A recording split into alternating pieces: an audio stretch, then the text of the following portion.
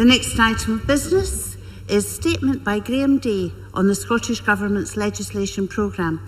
The Minister will take questions at the end of his statement, so there should be no interventions or interruptions. And I call on Graham Day. Presiding Officer, I want to set out for the Chamber the Government's plans for managing its legislative programme in light of the impacts of COVID-19. Scotland, like countries across the globe, face an unprecedented challenge.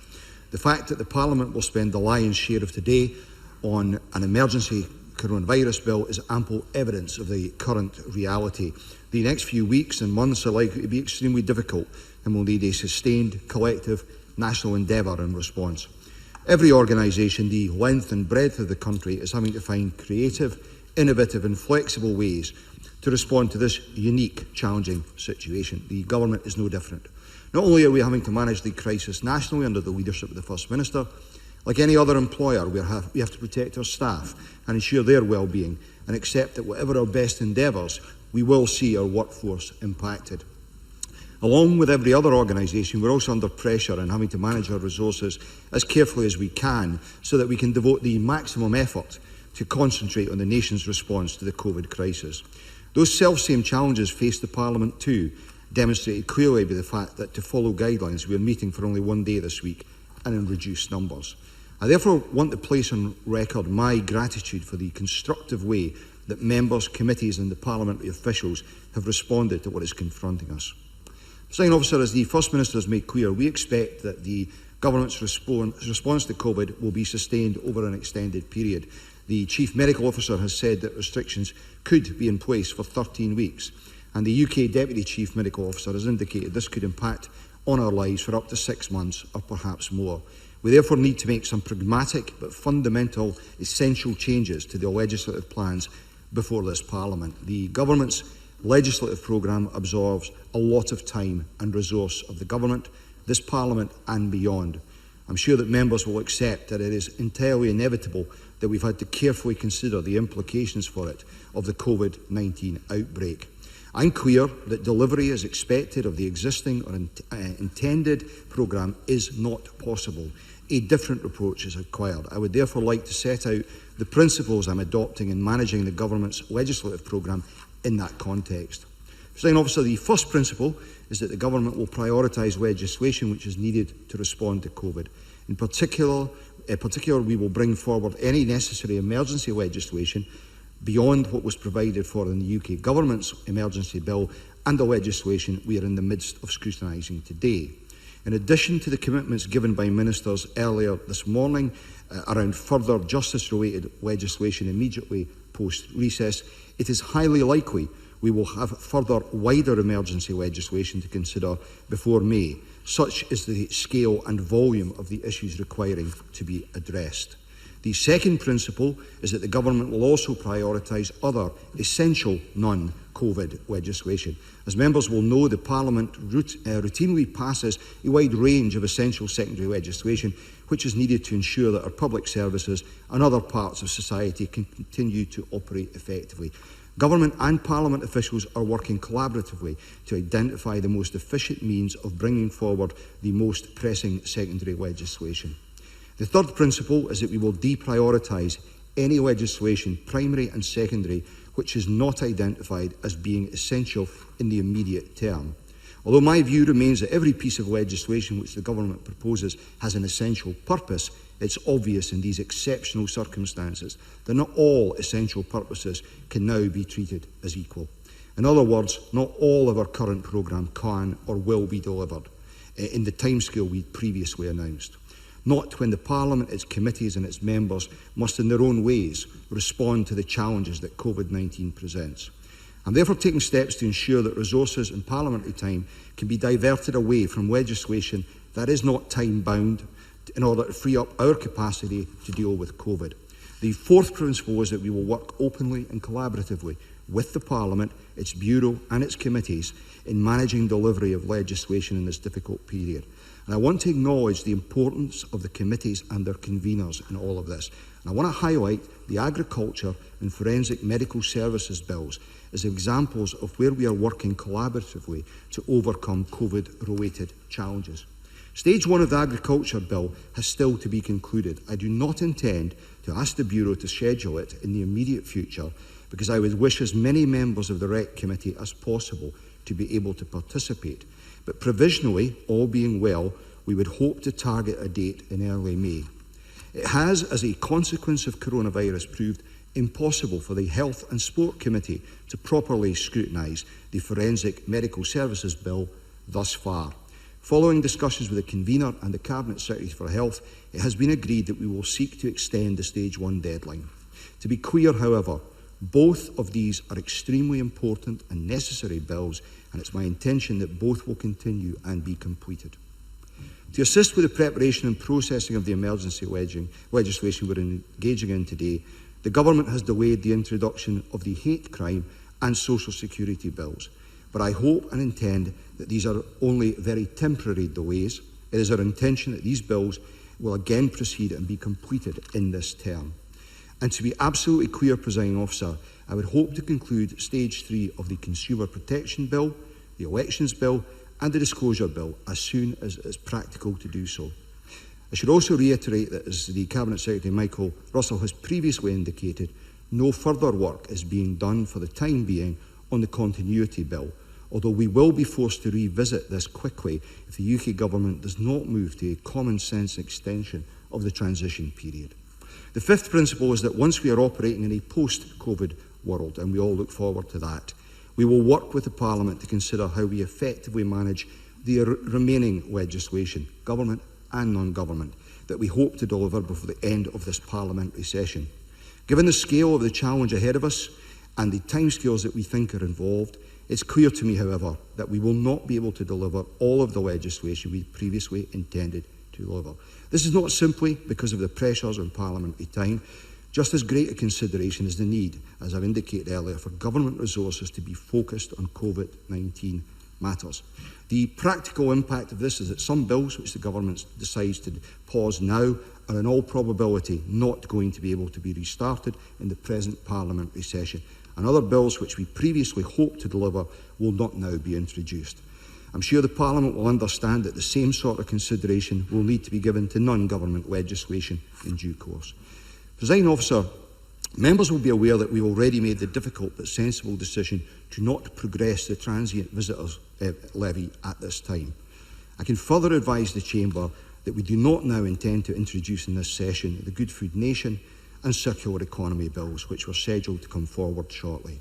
All three are important bills, but the present emergency, its unknown timescales and consequences, and the need to prioritise means we very regrettably need to pare back legislation and focus on the immediate term.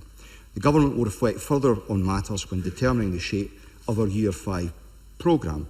However, I can also advise Parliament that as we focus our energies on responding to the challenges set by the pandemic, it is regrettably the case that work within government is being halted for now on the planned bills on movable transactions, Gender Recognition Act reforms and Fox control. I'm afraid this is an unavoidable consequence of focusing resource on the efforts to deal with the virus. As the COVID crisis unfolds, there may well be further difficult decisions to come, and I can give members an undertaking that we will maintain lines of communication with the relevant committee and the wider Parliament as we are able to, and that a revised programme will be published in September as we enter the final year of the Parliament. Presiding Officer, I understand that in some cases the need to pause or delay aspects of this legislative programme will be deeply disappointing, and that for some who've waited a long time to see these reforms, there will be a frustration that we can no longer achieve all that we wanted to. However, this is a challenging time for all of us, and there will be more challenges ahead. This is a pragmatic but essential approach the Government is taking. I know that members will have questions, and I will do my best to respond to them. Presiding Officer. The Minister will now take questions on the issues raised in his statement, and there's around 20 minutes allowed for that. If those who wish to ask questions could press the request to speak buttons, and I call on Liz Smith. Thank you, and can I thank the Minister for the prior sight of his statement, and can I also commend him on both his diligent and very courteous engagement with the opposition parties at what was clearly a very difficult time for us all. I'm sure he will agree that striking the right balance between ensuring that the Parliament abides by government regulations in terms of health advice and social distancing, and also permitting effective scrutiny of the Scottish Government by elected members who, after all, sit in this chamber to represent the best interest of their constituents, is not easy. But it is an essential part of the effective parliamentary business during this COVID-19 period. So may I ask the Minister what measures will be put in place over the coming weeks when the Parliament is not due to sit at all or on a restricted basis to ensure that there is effective scrutiny of the Scottish Government at a time when many constituents are very anxious and asking us important questions. In his statement, the Minister quite rightly set out some of the criteria that he has used to set provisional timescales for their forthcoming legislation, but I wondered if there might be other factors, particularly health factors, which are being considered to address what could be a very lengthy period of COVID-19. And finally, could I ask the Minister at what stage he will review the measures he's proposed in his statement to ensure that Parliament is working as effectively as possible during this very difficult time? Graham Day. Presiding Officer, can I also thank Liz Smith for her very constructive, indeed all the business managers for their constructive contribution to the work that's going on here. I think she's right to talk about the need to balance social distancing with the ability to hold the Parliament to account. And I'm open to suggestions, indeed I've had one this morning, about different ways of working to ensure that the government is scrutinised and the Parliament can be seen to function as it ought to. So I'm happy to hear other constructive suggestions, because I think this is a time to be innovative and to find ways of working that perhaps we'd never considered before. As regards that flow of information, I recognise that ask. It comes to me from a number of different directions. The government is looking at how we respond to that. One option would be to try and put together some more Q&A type responses. But I hope members will recognise also the strain on the organisation and the pressures on those staff that we have who are fit and healthy. By way of illustration, over the weekend, in excess of 30 Scottish Government officials, including 16 lawyers, worked until the early hours of 2 mornings to produce the emergency legislation that we have in front of us. And I have a duty of care to them in a health context as well. In terms of the criteria that were deployed, I should be absolutely clear, these are recommendations that I brought forward to the First Minister and the Cabinet. They were based on a number of reasons, not the least of which would be the resource that each of the pieces of legislation would demand. Perhaps a good example of that is movable transactions, a very important piece of legislation that could have considerable economic benefit, but which would require a considerable amount of resource. And I commit myself to continuing to work with the other parties. Alex Rowley. Thank you, Presiding Officer. The truth is that we do not know what position we're going to be in next week, never mind next month. And it will be important to prioritise, and I respect what the Minister has said. Right now, today, this morning, Unite, Union, GMB and Unison have written to the First Minister raising specific issues about frontline staff, and I think it's issues that all of us will have come across over the last few days. The who gets and who doesn't get the PPE, the protective, personal protective equipment, is a major issue. The social distancing in terms of frontline workers is a major issue. The testing of workers and who are key workers, because the one thing that is sure is that if we can't establish an effective lockdown, then the virus will continue to spread at a rate that it doesn't have to. Those are the kind of issues that MSPs are trying to grapple with, talk to businesses with. It's therefore crucial that MSPs are able to hold the government to account. The only business for me right now is COVID-19, how we're effectively dealing with the virus, and therefore what will the Minister do to ensure that this Parliament is able to hold the government to account?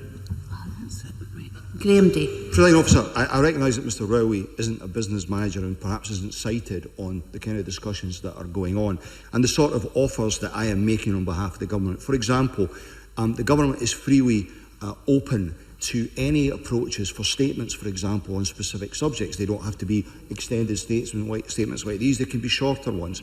So the offer is out there to have members do that. And I hear Mr Finlay chuntering in the background, as he's prone to do.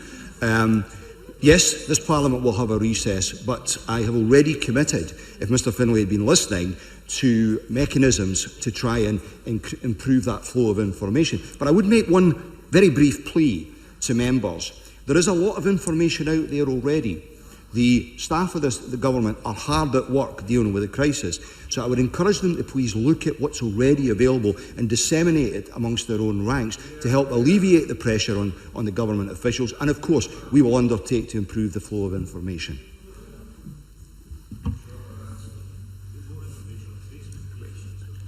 Could we just all calm down a wee bit here, please? This is getting very rude and it's not appreciated. Questions, please. Concise questions and answers. Angela Constance, followed by Patrick Harvey. Thank you, Presiding Officer. There's a number of bills that the Minister has not mentioned in his statement, so I therefore wondered what the status of the civil partnership legislation is, which was introduced to correct non-compliance with ECHR, and the Minister may be interested to know that there is indeed committee consensus on the need for this bill and the way forward. Graham Day. President Officer, the member is absolutely right about the importance of the Civil Partnership Bill. There's a number of bills I didn't mention because they are not in the category of being paused. The Civil Partnership Bill is, of course, essential to resolving an ECHR incompatibility. It's due to proceed to stage 1 in the week commencing May 27th. All being well, we hope to stick to that timetable or something, COVID impacts permitting, like it. Patrick Harvey, followed by Tom Arthur. Thank you. I'm grateful for the statement, and no one would imagine that the current public health emergency would not have a significant impact on the government's legislative programme, but it is deeply regrettable that so much of what is being set aside comprises measures to address the climate and ecological emergency. Surely we should learn from the current situation that we are capable of responding with speed to an emergency if in fact we take it seriously. And can I also ask about a human rights issue, one on the GRA reforms, where all political parties in this chamber made clear promises 4 years ago during the election, where it's been repeatedly delayed and consulted upon, and where members of the public found out through anonymous briefings that this was likely to be delayed. Surely at least it is possible for the consultation analysis to be conducted. That can be done by officials working from home or indeed outsourced to university research capacity. Graham Day. President Officer, let me also acknowledge Patrick Harvey's constructive contribution to what we're trying to do. I fully recognise his point about the climate and ecological situation. The Circular Economy Bill is one very close to my own heart as a former convener of the Environment and Climate Change Committee, and the direction of travel it establishes and supports is one that we as a country have to follow. But is it a priority right now is my question. And how viable, very small example, is it to have an emphasis on reusable cups at present? What would be the appetite for that in the immediate aftermath of this? It is an important bill, so are some of the other ones, and we do need to return to them in due course. But I think this is about prioritising. In terms of the GRA matter, Patrick Harvey asked about the progression around the consultation. The Cabinet Secretary is making the point to me on the front bench here that as soon as we're out of this pandemic, we can look at the consultation. And I recognise there are a lot of people who will be very disappointed about the announcement today, but I keep going back to the point, this is, I'm afraid, about prioritising for the here and now. Tom Arthur, followed by Willie Rennie. Thank you, Presiding Officer. In his statement, the Minister said that no further work will be done on the continuity bill, though this will be revisited if the UK Government doesn't revisit its position on the transition period. Can the Minister expand on this and say what impact he thinks the coronavirus will have on the Brexit transition period, and indeed what impact he thinks it should have on the transition period? Graham Day. And Officer, the member's right to raise the issue of the implications of trying to complete the UK's departure from the EU by December. The timetable was challenging, to say the least, pre the onset of the coronavirus. Now it's frankly impossible, and from a parliamentary process perspective, let alone the many serious aspects of this, The UK and the EU do need to agree a common sense way. Let me outline very briefly, I think this might benefit the Parliament's thinking. Just one example. The Scottish Government had been anticipating perhaps something to deal with circa 50 Brexit SIs in the DEFRA space. That was before the end of the year. A few weeks ago, we were advised by the UK Government that it could be as many as 150. No one surely in their right mind would suggest that given the impacts known and currently unknown of COVID-19 on both the governments and this Parliament, that it's in any way realistic to anticipate completing the work to the current timetable. So just as the Scottish Government, I think, is showing common sense and pragmatism today, so the UK Government needs to get real on the transition timetable. Willie Rennie, followed by Rona Mackay. Thank the Minister for the advance of the statement and also for the constructive work in the Bureau. I think none of this was really a surprise today, but I think it's pragmatic and sensible to proceed in this way. And I have to say, ministers have been very open with us in our party in getting the answers that we are seeking. Many of the answers are out there already if we just hunt for them. And I have to say, the officials are doing a remarkable job just now. They are setting up effectively a new system in many areas in a very short space of time. But there will be many people disappointed by the decisions today to delay or to postpone considerably some of the bills. Is there an easy means to communicate directly with those people to explain the reasons? Because they might not be listening to this statement today, but they might welcome and appreciate some kind of explanation. Graham Day. Presiding Officer, again, I thank Willie Rennie in particular for his comments about the civil service, because the work that's been carried out is enormous and demanding, and they've very much risen to the challenge. I think he again makes a very good point about there will be disappointment out there about some of these bills and the decisions we've taken. I can tell him that the relevant ministers are currently engaging with their stakeholders on this very subject, explaining the rationale and engaging directly on that. Rona Mackay, followed by Alexander Stewart. Thank you, Presiding Officer. With regard to the hate crime bill, does the Cabinet Secretary agree that it's all our responsibility to tackle hate crime and we shouldn't have to wait for legislation to do so? Graham Day. President, well, first of all, thank you for the promotion. But I think Rona Mackay does make, as many members have done, a very good point. The hate crime bill is coming. It won't be delayed very much.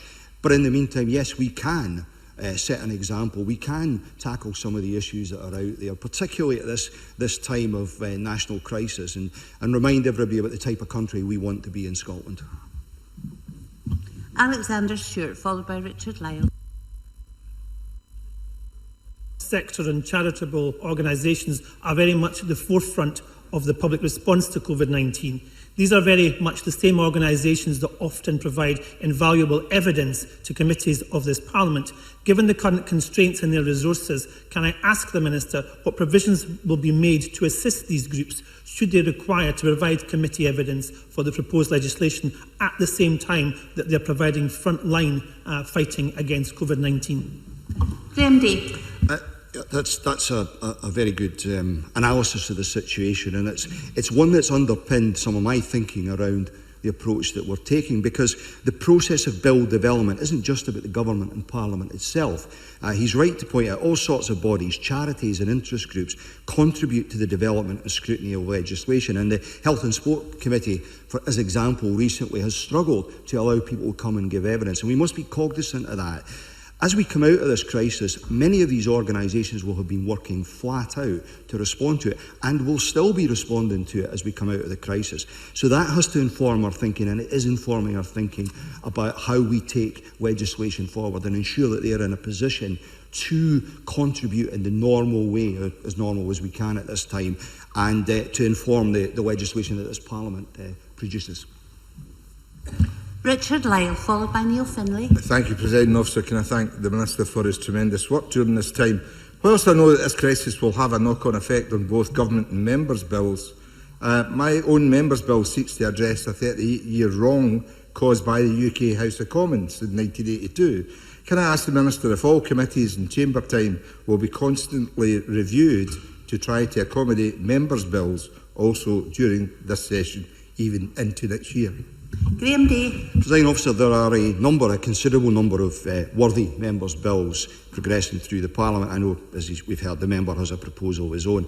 But I hope you'll appreciate that as a Minister of this Government, I'm not entirely comfortable expressing a view on how these should proceed or whether they should proceed. Clearly there's a case to be made that if a number of Scottish Government bills are not to be progressed, then bills in whole or in part might be subject to the same approach in these unprecedented times. But these are matters I believe should be left to the Parliament and the committees to determine. And I've got every faith in the ability of those committees and conveners to come to the right conclusions. Neil Finlay, followed by Willie Coffey. All of this, of course, is understandable, but within the limits of the current parliamentary session. One thing that hasn't been mentioned, of course, is the election. And indeed, I wonder if the Minister could clarify what discussions are going on at the heart of government and if it is indeed even credible or possible for an election to take place with all or any of the provisions of this bill in the statute book. Graham Day. Presiding Officer, having disagreed earlier with Neil Finlay, let me very much welcome his question because it's an entirely valid one. No consideration of this has been given within government, and so it follows no discussion with the Parliament has taken place. Right now everyone is rightly focused 100% on responding to the challenges posed by COVID-19. The elections are a year off, with more pressing matters to concern ourselves with. And it's worth noting that the measures, however, contained within the emergency bill that we're considering today are the subject of renewal in 6 months' time. Logically, to pick up Mr Finlay's point, if we were to find ourselves having to invoke renewal in October because these measures remained absolutely necessary, then it might be appropriate to consider whether an extension of the present term would be appropriate. But of course such consideration would be a matter for all of the parties of this Parliament and not just the Government. And the last question on the Minister's statements from Willie Coffey. Thank you. Can I just ask the Minister, will he give a commitment that he will still take forward the vision set out in the programme to move Scotland forward to becoming a good food nation, irrespective of whether we use this legislation to do so? Graham Day. Presiding Officer, the Good Food Nation Bill is designed to underpin the significant work being done already across government to deliver Good Food Nation's ambitions and the specific aims around improving access to nutritional food and the sustainability of our food industry will resonate entirely today and in the current crisis. But I'll ask the Cabinet Secretary to write to Mr Coffey in more specific detail on the perfectly valid issue he raises, because I think there is an opportunity to advance these aims without the legislation. Presiding Officer. That concludes questions on the statement of the Scottish Government's legislation programme, and we will move on to the next item of business, please.